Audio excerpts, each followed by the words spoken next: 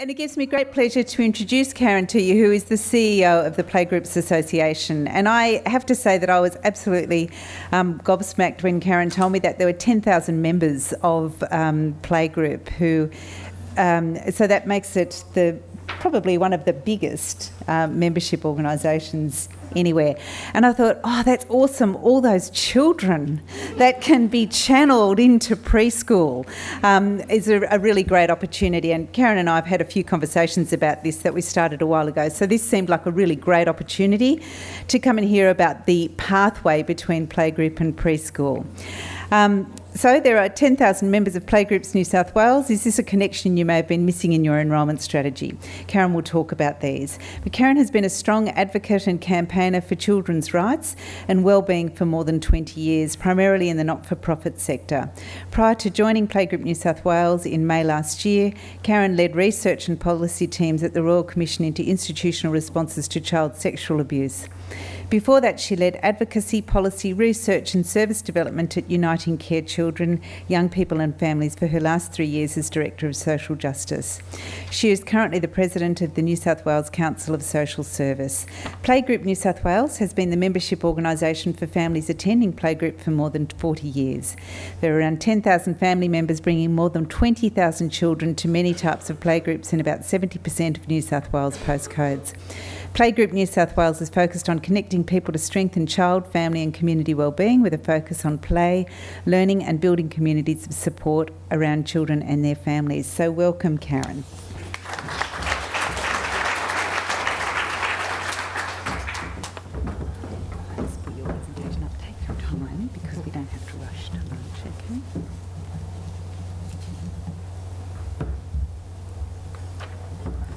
Good morning, everyone. I think I've got a few friends in the audience. Hello. It's always nice to see a friendly face. Thank you so much for inviting me. Before I start, could I acknowledge the traditional owners of the land on which we meet and pay my respects to Aboriginal elders past and present, and also extend my particular welcome to Aboriginal brothers and sisters here with us today. I feel so strongly about saying that when I work across New South Wales, and I'm very aware of the importance of bringing children together in Aboriginal communities to strengthen and keep those communities strong, and very passionate about the fact that I can tell you that playgroups that my organisation isn't as successful as I'd like to be among Aboriginal communities, and it's my intention over the next couple of years to improve on that significantly. So, playgroups. As I was listening to Leanne read my background, sometimes I think, wow, how did I end up running a playgroup association, having spent the last particularly the last 15 years really focusing on child protection and early childhood education as one area of work, but particularly on the rights of children. And when I came to the Playgroup Association, I knew very little about the work that the organisation did. A terrible job applicant, actually. But what I was absolutely bowled over by was the volume and reach of our work. I was as shocked as some of you may be about the way that playgroups as a concept have infiltrated communities everywhere, and how what was really an organisation that came out of a volunteer movement in the 70s to bring women together, particularly women feeling isolated in the suburbs of Sydney as a starter together, had endured and actually grown. We've had peaks and troughs, and I will say that as we are still one of the largest civil society movements in New South Wales, and certainly would be one of the top 5 movements of volunteers nationally, yet we're in a state where we're actually at our lowest membership numbers, and yet that's where we are. So it fascinates me to think about, you know, the toing and froing of where children and families are. So when I talked to Leanne about coming to present today, it really was, for me, it's that open book. I won't use open kimono because I think one of our politicians has used it unsuccessfully, but it is about opening up a dialogue with early childhood educators and preschools, long daycare centres, all kinds of early childhood education, to say, how do we make a link more effectively between playgroups and more formal early learning environments? And that's something I'm very passionate about as a person who has seen the benefit, particularly of early childhood education, particularly for children experiencing disadvantage. So I'm really keen to have a conversation. And I also wanted to share a little bit about our members with you, because of course we have such a shared demographic, if you like. So I'm going to speak about playgroups. I'm speaking a little bit about our playgroups, but I'm also speaking about all the playgroups, because we run only a small percentage of all the playgroups that exist in the world. So I don't claim to be the only playgroup provider. I think what I could say that is particular about Playgroup New South Wales is that we come from a movement of community-based playgroups that are still operated largely by parent volunteers. We also run a number of other types of supported playgroups, and there are many other supported playgroups out there as well. So I'm going to have a little chat with you about what we do, but I also wanted to speak broadly about playgroups as a concept. So can I just check, who here either went to a playgroup as a child or an adult?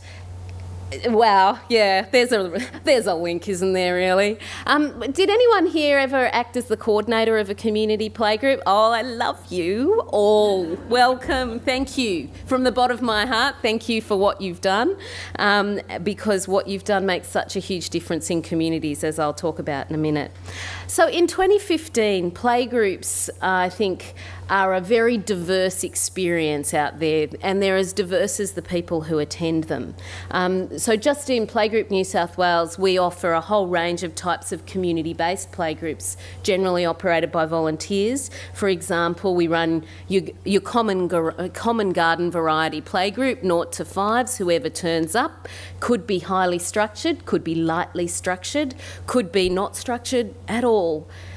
They freak me out, but some parents love them. And so they could be all kinds of things. We run baby playgroups that really start for those with children under 1 or 2 who want to be in an environment that perhaps isn't overrun by those enormous, scary toddlers. Or we're having groups coming out of mothers' groups who want to sort of keep their relationships going and then maybe build a bridge into their community. We run dads groups specifically, we run grandparent groups, and we have a growing lot of intergenerational playgroups.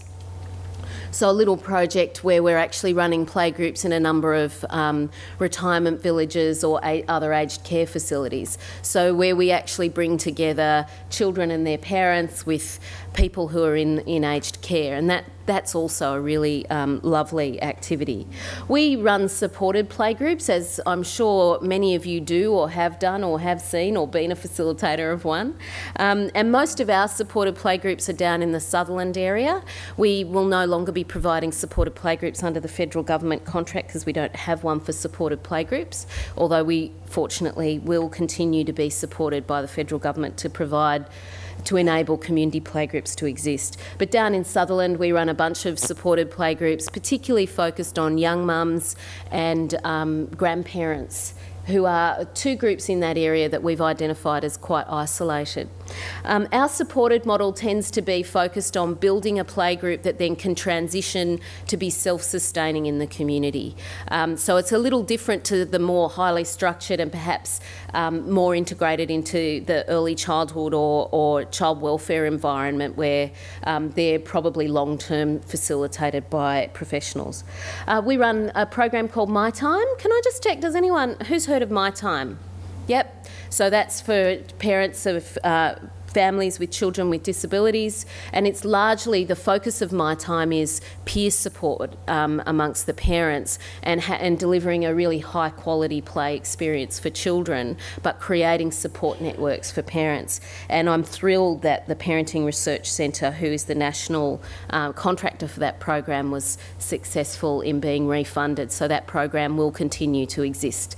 Good for that one.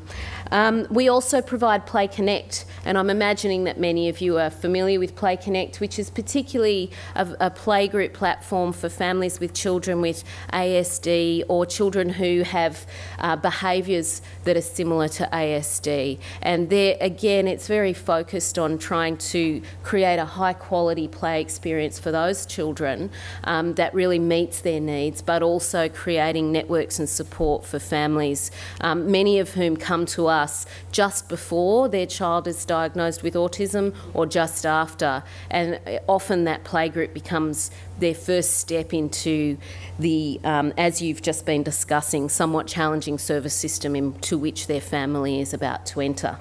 So they're our playgroups, but I guess what I'd say is that we've got playgroups in 70% of New South Wales postcodes with around 10,000 registered members. Can I tell you, I think we've got at least 50% more than that families attending, if not more, just our playgroups. And I'd say there are many other people doing the work. There are funded playgroups. There are privately operated playgroups. There's people running, you know, special playgroup thing over here to which people pay $20 each to attend or something like that. There are commercially operated, much more focused on, you know, a commercial relationship with the parent, and there's lots of informal groups meeting around. Churches, all kinds of people run playgroups. My great big hope is that I can open my arms and all of us as a playgroup movement can come together with some policy focus and some work to do on the early years, but I'll talk a little bit about that later. But that's me not opening a kimono, but opening my arms generally. So obviously we have a shared population base. We're about the 0 to 5s. We generally see, or 0 to 6s, we generally see in playgroup, our age group is probably the peak playgroup, if you like, is probably 1 to 4, and we generally have parents in our world for about 3 years. That's the Victoria, you know, the Victorians always do, you know, have a bit more research or a bit more this. The Victorians have done a little bit more research into their population group, and they tell us that pretty much we get 3 years in families' lives if they're a strong connected member. So that's the 3 years often before families attend a 3 to 5 year old preschool or a formal preschool program, or it could be a crossover. So the other thing that we know, and I haven't got figures on this and I'll tell you why in a sec, but I know from visiting playgroups and talking to people that large numbers of our members also use long daycare centres, preschools and other types of early childhood education. So we really do, like our population base is not only about shared by age, but very much shared by people who highly value early childhood and early years services and ECEC for their kids. Nationally, there's a playgroup association in every state and territory, and over about 100,000 members nationally. So it's big, but largely invisible in the service sector. We've been trying to make some change around that, but I guess that's what I wanted to come and have a chat, really, to say perhaps the Playgroup Association's been a little quiet in your world. We're really open to conversation and really hoping and happy to work with preschools and long daycare centres, all kinds of organisations, to think about what's important for children. I'll talk some more about that. So here's just some beautiful, I know, oh, I love them. I love this. So one of the things we often do in our play groups is the woman with the guitar there is from an organisation called Sing and Grow, who use music therapy in a whole range of environments. But we also often bring Sing and Grow in to do music with our supported or all kinds of play groups, really. They do a more structured playgroup program where they introduce parents to music. And for so many parents, I suppose this is one of my great learnings that I guess is that music is just something that they many parents have missed out on that experience themselves or don't understand how they can do it. And what I really love about Sing and Grow, and it's such a, it was established by Playgroup Queensland actually, and now they have a contract to run the program nationally. If you work in Brighter Futures, you might have used them to do some one-on-one or group work. They're really about teaching parents to do stuff for themselves, so really empowering parents to know they can sing, they can clap. They often use the parents' expertise in particular languages so they can sing in different languages, that kind of thing. So Sing and Grow is something that we like to bring in. But I wanted to share a little bit about our membership. I'll tell you a little bit about this survey that I've drawn just two graphs from. Last year I was about to do a strategic plan. As the new CEO, it's, you know, de rigueur. One comes in, one does a restructure, does a strategic plan, blah, blah, blah. So I'm still working on the restructure, but I've nailed the strategic plan.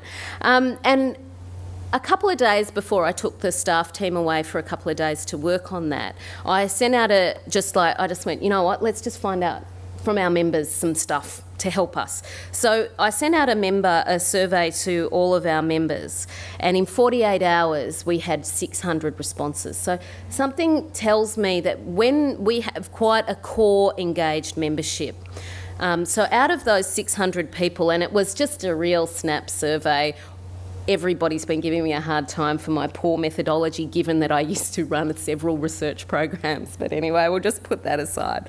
We asked parents a whole range of questions, and we were particularly interested in knowing how they spent their time and money outside playgroup, but I wasn't particularly wanting to ask them about early childhood education, because what I was interested in is what I see as the competitors of playgroup. And I don't see early childhood education programs as a competitor of playgroup, because we do different things and we're complementary to one another. So when I talk about what other things people do, that's the reason why I'm not talking about the services you provide in the same way. So what parents told us about why they like playgroup is, and I think this is a classic, about 60% of them say, you know what, it's the adult socialisation. Yes, please, please.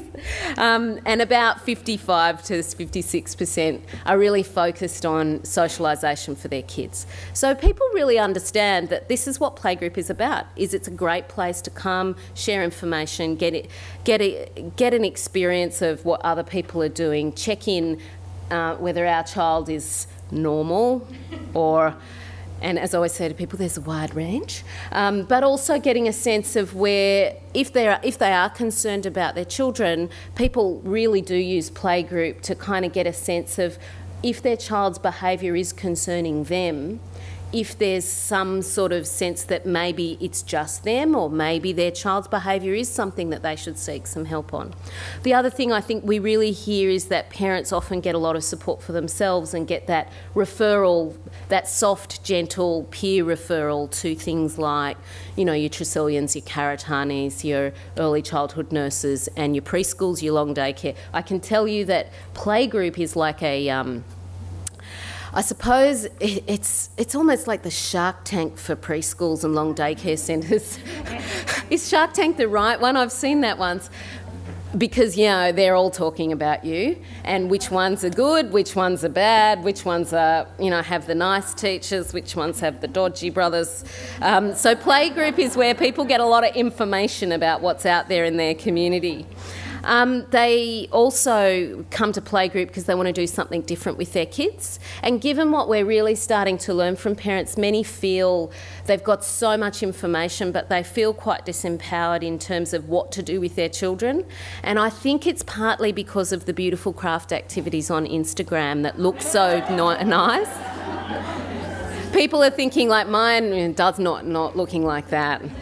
Crap at that. Let's go somewhere else and have a crack at Play-Doh. People are also looking for somewhere positive, safe and fun.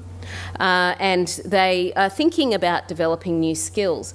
Now, what I found out, and I probably shouldn't labour this, but what I did find interesting about this is that people really understand where playgroup sits in the context of their child's development. That they do understand that kids are learning a whole lot at playgroup, but that they don't come to playgroup for their children to be taught. and that's really nice. But having said that, there are some important things I wanted to note about that, and that is that as we develop a whole range of playgroups meeting the needs of all kinds of communities, communities of interest, communities of cultural background, language communities, demographic, local, all kinds of communities, there are definitely communities where playgroup needs to actually do something more in order for families to really see it as valuable. So we do have some playgroups that have an educational component built in, and often it's about education around language or religion or cultural practices that actually work really well for those communities. But by and large, people are doing what people have done since forever, I suppose, and that is not necessarily seeing play as a learning activity for their children. Now, I'm all over that, actually. I'm all good with that, because the more we encourage parents to see play as a duty that they must perform with their children, the less joy they get out of it, and what we know about that then is the less enjoyment and actually the less learning and development children get out of it. So I'm all good with that. So when we ask people, so what else do you do? And as I said, we focused on, and next time I do want to ask about preschool participation, long daycare participation in particular. But this time what I was really trying to ask is, you know, where else are you spending your money? Because we are these days competing in a way that when our founders started, there really wasn't that much going on in communities that targeted children. So playgroup became kind of a really core place for people to go. But now there's many things happening for children. So we asked, you know, well, what do you do outside playgroup? And by and large, it's swimming. Swimming lessons are where people are, if they're putting their time and money and effort. They're going to the library, which I loved. And mothers group. So that's another thing that's really interesting, is that not all playgroups come from mothers groups, but lots of people do both. Excuse me. So I thought there were lots of other little bits and pieces, but I'm not going to mention some private businesses were mentioned in particular, and generally people seek them out for different reasons. So what I think this tells us about my membership, and you probably know this if you've worked in communities, is that our membership tends to run a little older on the demographics in terms of age of having children. So our membership probably is more your 28 plus age group, although we have lots of first-time parent groups, and also we have a number of young parent groups. It's overwhelmingly women, although when I go to playgroups, all memberships are family memberships. So when I go to playgroups, there are many dads. It depends a bit on the area. In Summer Hill, you can't move for the dads. In Borkham Hills, not so much. So it's quite different. Have I got any people from Summer Hill here? You probably know what I mean. You can't go on the street, they're everywhere.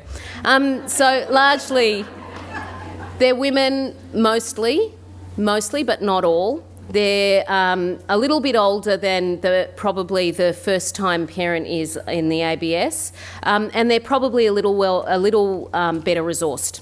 So they're often people who come to playgroup have time to come to playgroup, which means that they may not be working full-time, or they might be doing shifts. But largely what we see is that many of our families are balancing part-time work, or two part-time workers, one full-time, one person more at home. But that's probably a myth about playgroup, is the only people go who are full-time stay-at-home mums. That's absolutely not the case. They're a lot more diverse, like all families are. But they skew a little older, they skew a little more well-resourced. And because we run a volunteer model for the vast majority of our work, we also tend to hook into communities where there is a culture of volunteering and where it's actually easier to volunteer. Which brings me to one of our key issues, is that one of the things we struggle with is actually finding places that are safe for playgroup and where it's easy for volunteers to run playgroup. It's pretty tough to run a playgroup in a tin shed with no storage and lots of rats and mice and other things. So where you can access a council community centre or perhaps a preschool or a long daycare centre or somewhere where there's a little bit of space and it's actually inviting to you, we find we do a little better. And that's it's something that's really playing on our mind right now as we work with our families, because we're really seeing that many communities actually don't make a lot of space for children in their community. They may well have a bright, shiny community centre, but at $120 an hour, most playgroups can't afford it. So what people really liked about the other activities they did, the non-playgroup activities, as I like to call them, is that they saw them much more in the context of developing new skills. They were about socialising, having fun, keeping active. So that message about keeping your kids active is getting through to an extent. Something new, you know, just something different. Because let's face it, you know, if you've got some time and you're looking for activities, often you'll be looking for something that you wouldn't be able to do yourself. And some people saw it as quality time for their children. There was a little bit more of a focus amongst our survey that parents kind of saw when they're using other activities, because they're much more discretionary and they usually cost money. There's a bit of a focus on buying in expertise. So playgroup isn't necessarily seen as an expertise, you know, where you get in people with super special skills. Although, if you see some of our playgroups, my goodness, you know, it's enough to make an early childhood educator sing to see the beautiful, the way the thoughtful set out and layout of the playgroup, the program, the style. You know, many of you would just think, fantastic, good to see. But people don't necessarily highly notice that in playgroup. They're very grateful if it's there. But when they go and spend their time and money in other things, they're looking to get something perhaps that they don't see themselves as having the skills to do. So, see, really there are dads at playgroup. I'm just letting you know. So in terms of thinking about the pathways, and as I said, I do really see this as a conversation, there's a few things I wanted to share with you about what I see as the really good news. With the group that we're working, that cohort that we have participating in playgroups, I wanted to kind of think about that, and then I wanted to have a look at some of the challenges that we might all be facing and thinking, and then how we might work together. I think I'd say parents highly value their opportunities for their children to play, socialise, experience new things. They also highly value their parents having an opportunity to play with other children. And I suppose that's another thing about our group of families, our members, is that we do have probably an over-representation of expat families, families who've come back to Australia after a long period away. So we have quite a big group there, because where we don't do so well in playgroup is where families see, they've kind of got that, you know, I got my mum, my sister, my auntie round the corner, my best mate's also had a baby, and I've got a mother's group. Those people may not actually see the need for playgroup until a little later, when nobody really wants to have all of those children in their house. Do you remember that? Oh, some of you would still be there. I feel like it's just a million years away. Remember the decimation of the house? Anyway, but they value that, and for a lot of our members, they can't easily get that. And that becomes quite a challenge, where they can't actually expose their children to socialising in a kind of a normal way with other children. Just on a little side, just going off to the side there, I was this morning, as I said, at Rhodes. In fact, I was at Rhodes Phoenix, which is a yum cha restaurant where they hold this kind of monthly mothers or parents, or there were grandparents, dads, everybody was there. Anyway, it's kind of a support group for people who go to the shopping centre, and they were lovely, and there were quite a few of them.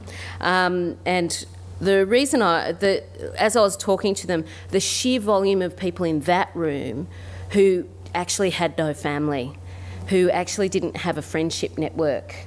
So obviously I'm like all over them, like white on rice, seriously. They're like playgroup. playgroup, that's where you need me. But also there are, that for families where they're not natural environments for their kids to hang out with other kids, this is a really important thing for them. And of course, this is what happens when children come to formal early learning centres, and many of them come not ever really having much exposure to other children. So this kind of natural environment. And one of the important things is for many of those families, I mean, for many of the families I meet, really their social relationships are not necessarily focused around their children yet. And some may not go on to develop good networks of other families with similar size. I'm really noticing that, particularly in communities where people have to drive a long way to get there, or there's some real barriers for families. So I think the good news is that parents really want it to happen, and that there are lots of opportunities to speak to parents about the importance of creating environments where they can hang out with other kids. For my money, I think that there is some real value in families doing that outside more structured environments, because one of the, I suppose the definitive quality of playgroup is that parents and children come together. And that is something that's worth encouraging and pursuing. We can't, it's not that it's in many, for many parents, that's not something that they can do day to day because they're at work.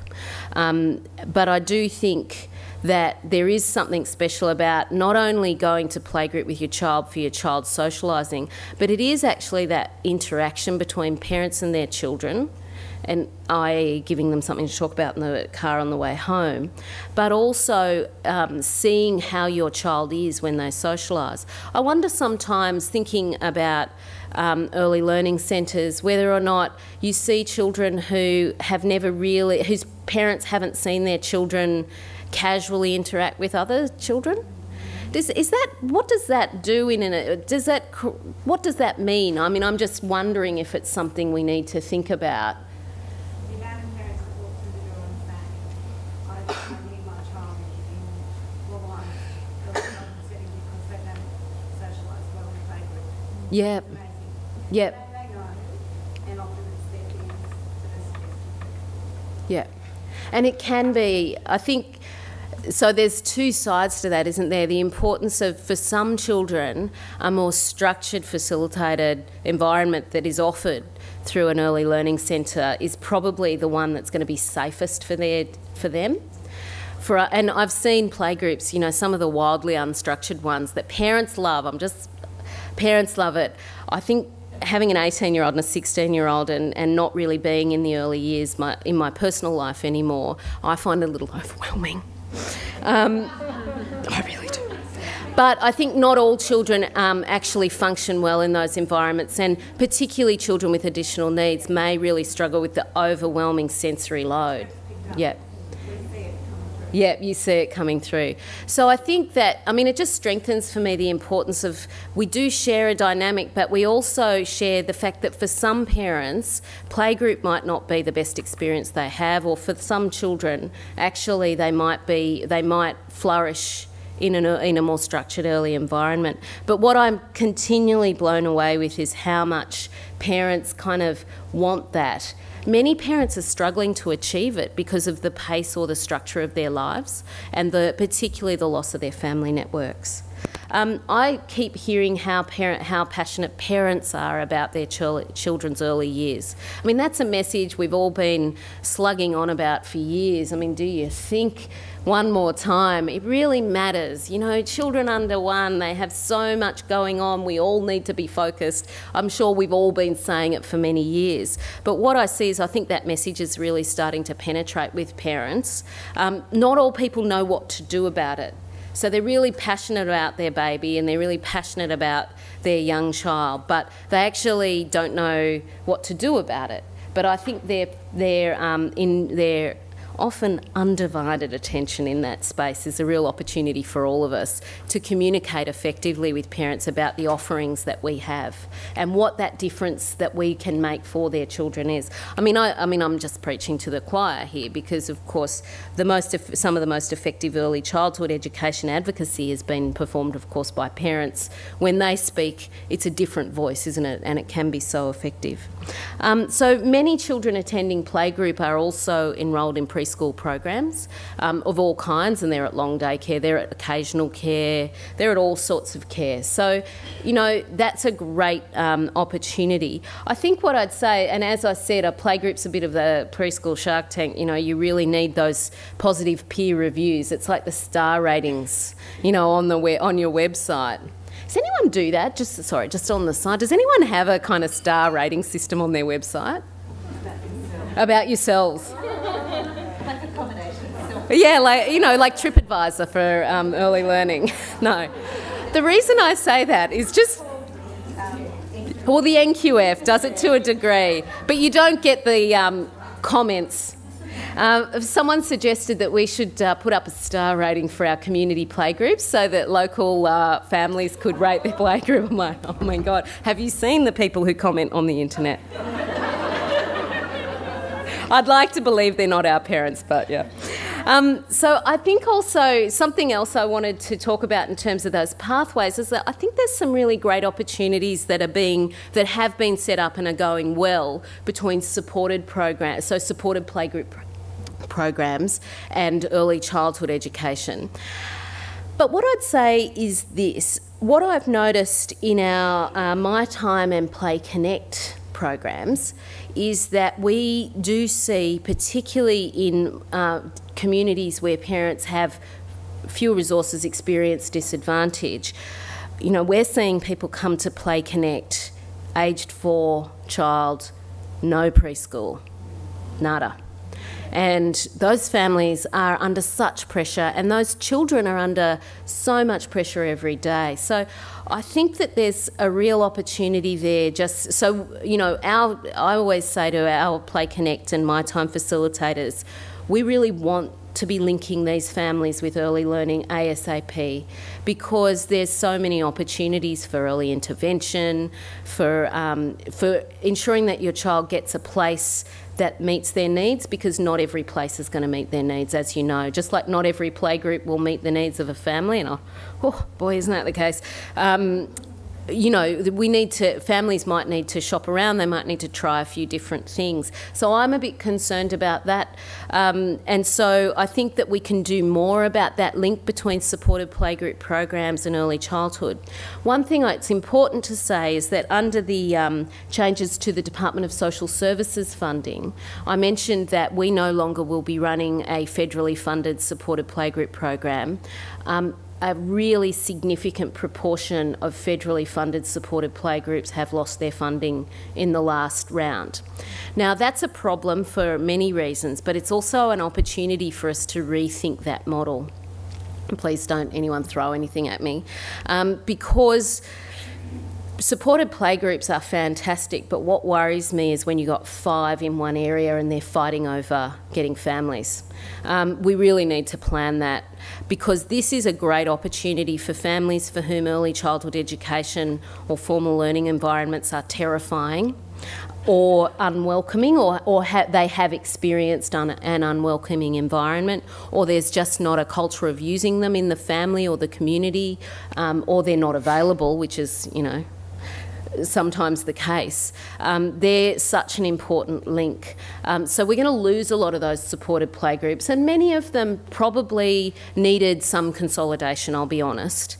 I can be honest because most of them weren't mine, really. It's easy for me to say that.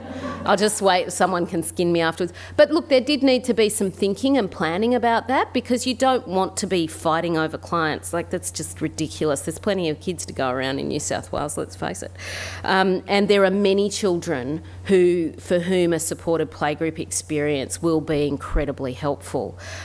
So we need to think about that, because those supported playgroup programs have been picking up kids who were going to miss out on a preschool. And I mean, Leanne, I don't need to say, but 4 is too late. we need to be picking those kids up earlier. So playgroups are really a good place to start to have the conversation. And without those supported programs, it's something we need to think about because it's a change to the system. And I'm not just a blind supporter. Every supported playgroup that ever existed must continue to exist forever. I don't think that's the case. I do think we need to think about what role they play, who does them well, and how do we plan a system so that where community-based playgroups or other types of playgroups don't work for families who want to access them, how do we make them available? I think the other good news story is that there's still a really strong cohort of volunteers providing that real social glue in communities. I was a little probably because I'd been in the service system end of things for so long, particularly in the kind of more intensive the policy space around probably the structure around early childhood education and also around child protection. I guess I was really, really impressed to see just how many people are still willing to step up and volunteer. We make it a little hard on people, I will say. Like most volunteering organisations, we haven't necessarily been as user-focused as we should have been. Someone's nodding very... Yeah, I'm sorry. I'm sorry if we made it particularly tough. Yeah, we make it tough on people, so we are trying to work on that to make it easier to be a volunteer, and we find it better if we don't call our coordinators volunteers, because once you've acknowledged yourself as a volunteer, it's just, you know, where are you going? Oh God, I'm going to be that person over there with 400 things to do. But what I'm seeing is volunteers in the community are incredibly passionate about playgroups. So playgroupers, that's a bit of an inside term. Playgroupers are passionate about playgroup and they're passionate about sustaining playgroup in their communities.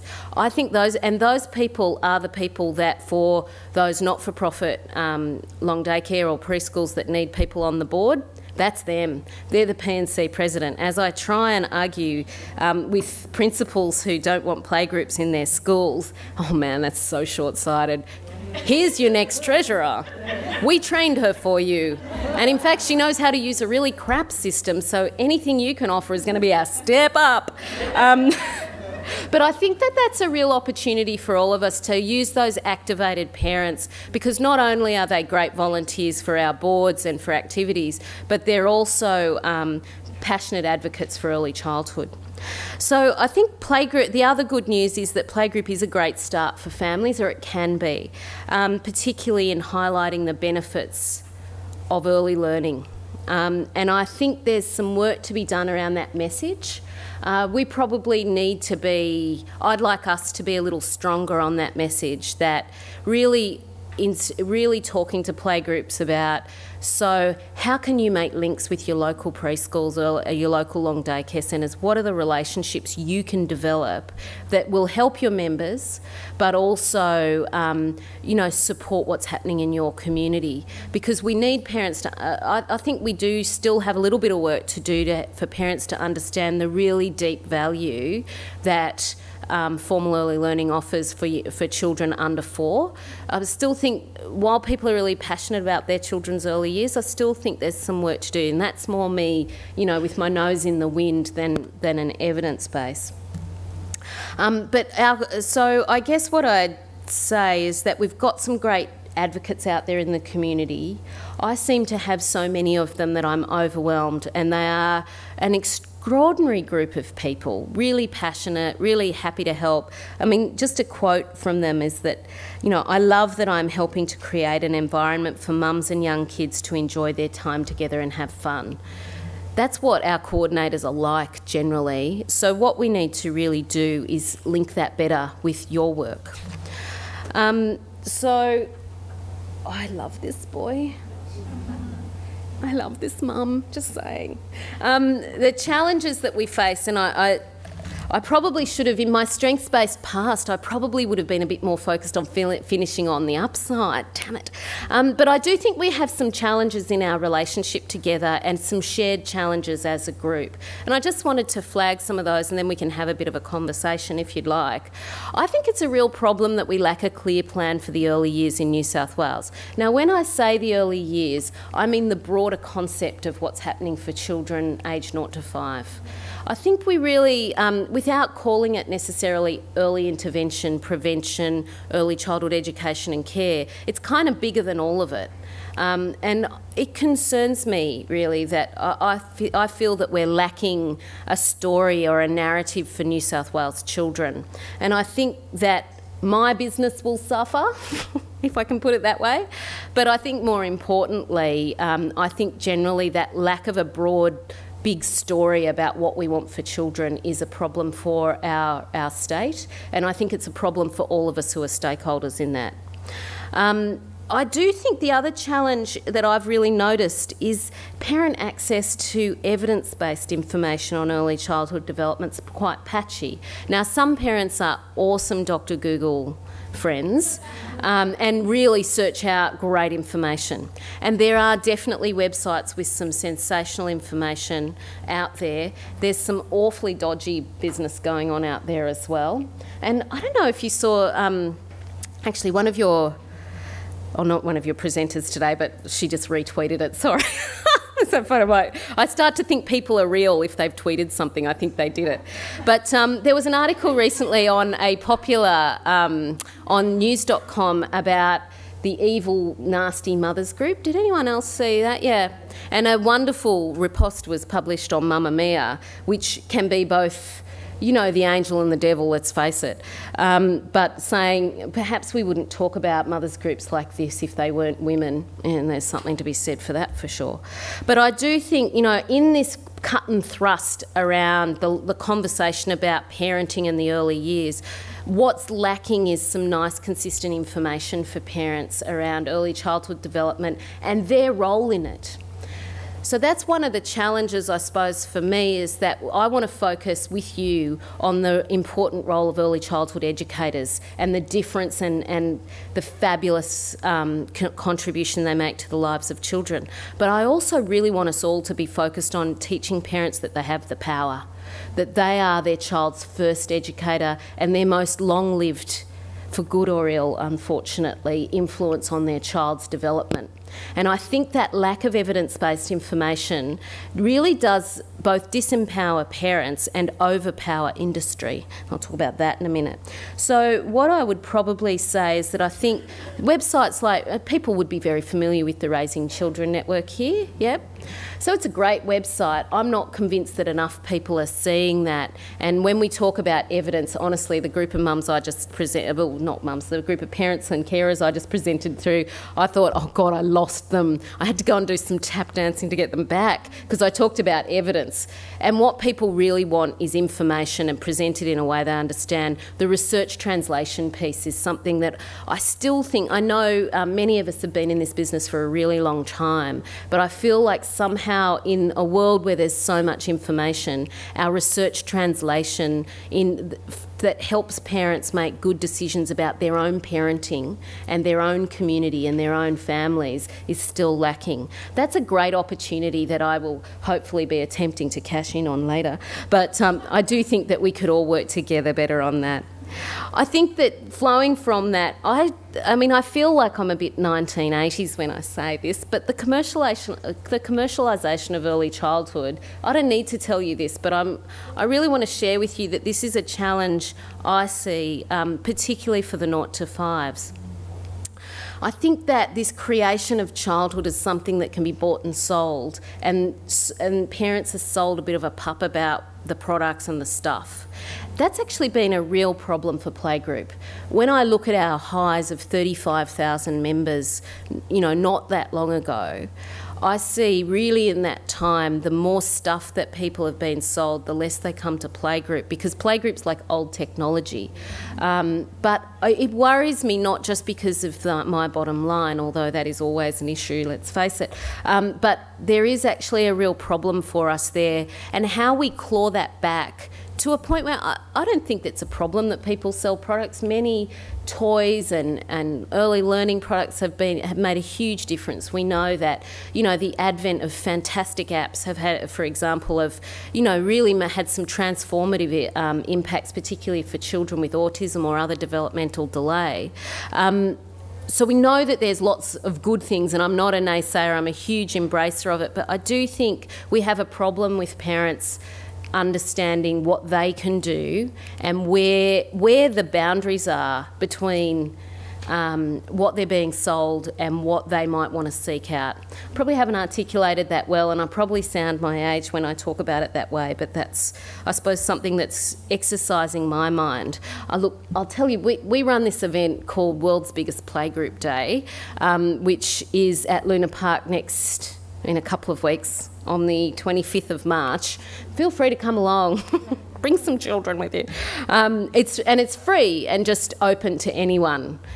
I'm still working out why we do that, but anyway, it's a fantastic investment by Playgroup New South Wales in our members. But look, it's a great event and we do lots of fun stuff. We have all kinds of fabulous. This year we've got Lazy Town. Oh God, help me.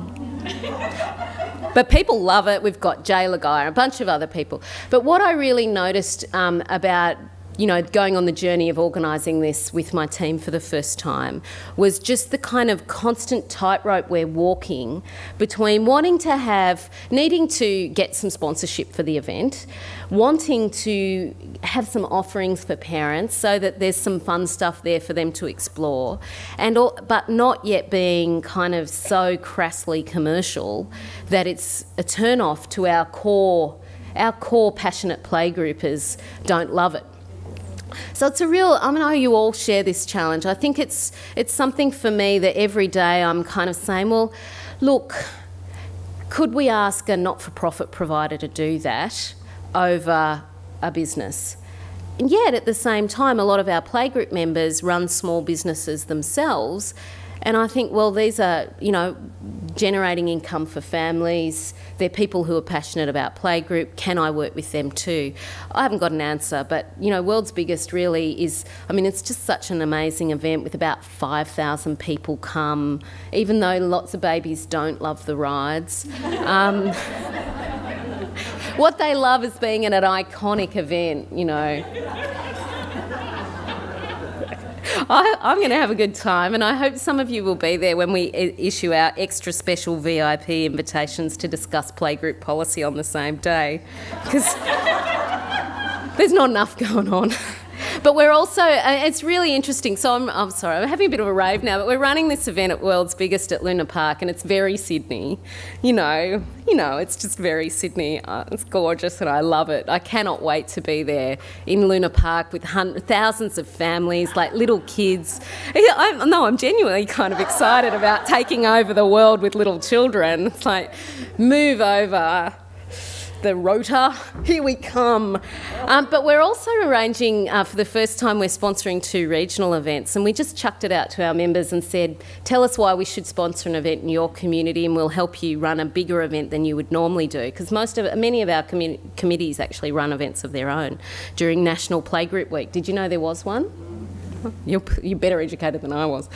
Anyway, and our events in Singleton and Grafton really illustrate this. So in Grafton, we're having a really community-focused event, and they were like the playgroup committee that are kind of running it with us, basically said, no sponsorship, no businesses. Yes, we'll have, Bunnings can do the barbecue or whatever it might be, but I don't want any signs. And that's fine, that's their community, and I'm hoping to bring that together. We run 4 supported playgroups in South Grafton. I'm really hoping I can bring those communities together because it's going to be an awesome day. In Singleton, they're like, we want a marketplace. We want local businesses with stalls. We want families to have, opportunity to test and try things out. For me, it's just really interesting every day we're asking those questions and having those discussions about what's going to work and how much commercial is okay and where do we draw the line. Okay, so my last point though, and it's a challenge, it's a call to action to people who are already acting, really. I think access to early childhood education remains a significant challenge for many parents. I see that particularly in our programs in South Grafton. We're working closely with one of the schools up there around really trying to support parents for whom early childhood education is not something they've had an opportunity to experience with their children. So Playgroup plus the school's transition program is really it, and we really need to make them awesome. But on the other hand, it's like, really, we need to do something about that. So I want to think about that, because playgroup is often a thing that people will use when they can't or won't or haven't or don't know how or have no access or can't afford early childhood education. So I'm kind of just putting a bit of a question there as what are we going to be doing with those children? How can we use playgroup, particularly community playgroup or some of our supported, to drive families into preschool? Where can we do that work? What's the way we can work together to do that? So to finish up, can I say playgroup's changing, but we're here to stay in many different forms. I'm convinced that if we didn't exist, someone would invent it. Well, I know they would, because I get all these great phone calls from people saying, I've done this really fabulous thing. Tell me about it. Oh, that sounds like a playgroup. Playgroup and preschool are different but aligned, and there's so many opportunities for us to work together, and I'm looking forward to that. I'm really passionate about needing to understand the playgroup sector, and I would never have used those words before, but there is a bit of a sector that's about playgroup, and I would say where playgroups are a destination, not a journey to somewhere else. Like for many families, playgroups are a destination all of its own, and that is okay. It doesn't have to be a soft entry point to something else, but where it can be, obviously, that's fabulous. So I'd like to link more effectively with the masses of playgroups out there, and later this year, or very soon, we'll be launching our playgroup census. And so I really want to just let you know, it's a little bit of a secret, but I'm sharing it with this small group, largish group. We're hoping to run a census later this year to get community playgroups, church groups, business-run groups, groups at preschools, groups anywhere, supported programs, to tell us a little bit about their group, tell us how many kids on average attend, what postcode they're in, and some of the special things about them, so that we can start at Playgroup New South Wales to develop a map around what's the playgroup sector look like in New South Wales, so that next time we look at a major policy change in government, we're really clear about what we might lose as well as what we have to gain, and that when I work with people like the early learning the early childhood education sector, we can actually better nail where those opportunities are and link people more effectively. So keep your ears out for the playgroup census, and when it comes along, I hope you'll support it. Thank you for inviting me.